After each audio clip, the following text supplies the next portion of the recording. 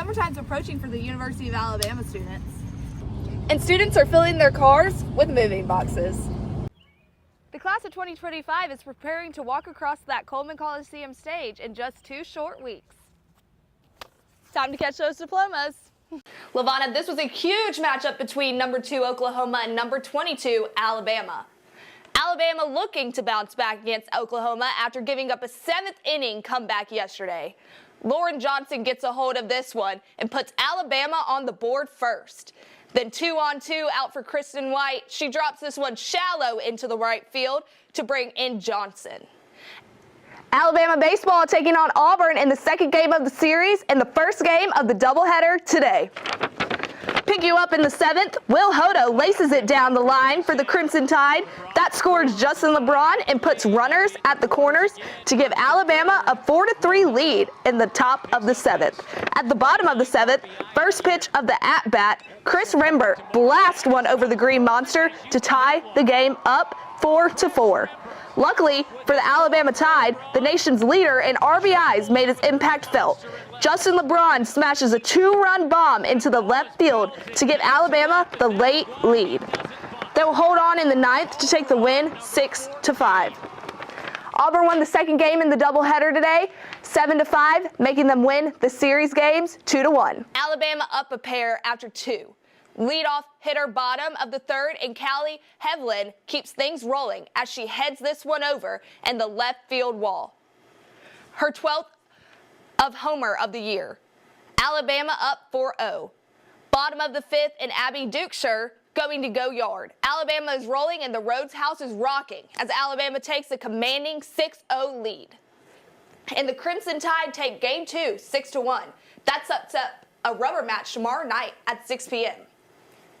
Emma, how big was this win for Alabama? This win was huge for Alabama, with Oklahoma winning 4 consecutive natties and Alabama sitting at the bottom of the SEC. This will show people just how much Alabama is going to bring in the heat. So now, a star ID is the name for an enhanced state ID or driver's license with a little star in the top left corner. Congress passed the Real ID Act back in 2005, but the deadline is quickly approaching.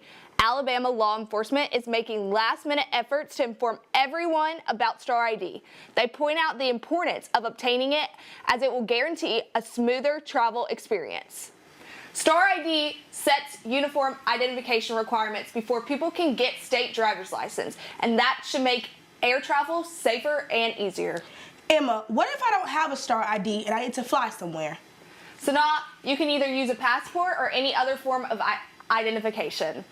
Nicholas, I think we can expect Game 1 wins for each team.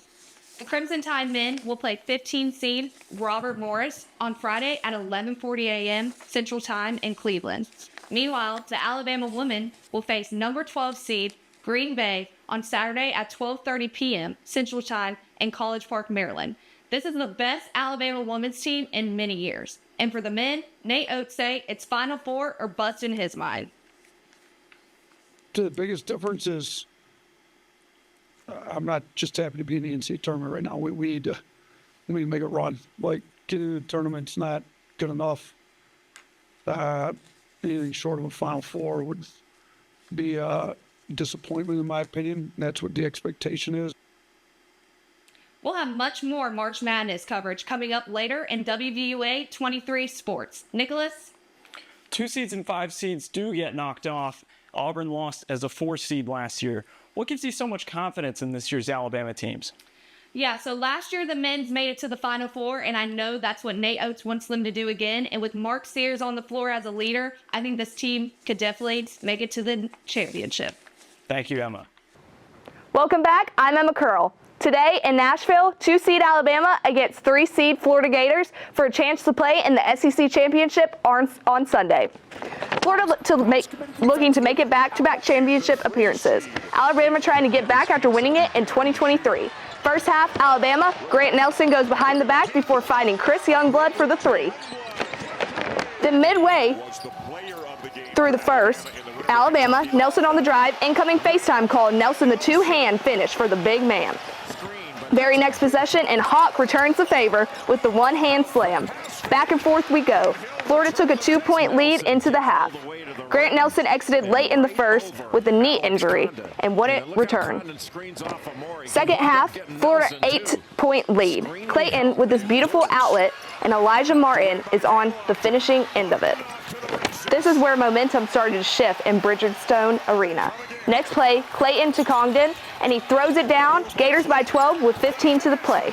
It was all Florida in the second half. I mentioned Nelson's injury. Alabama was outscored 63-40 after Nelson went out.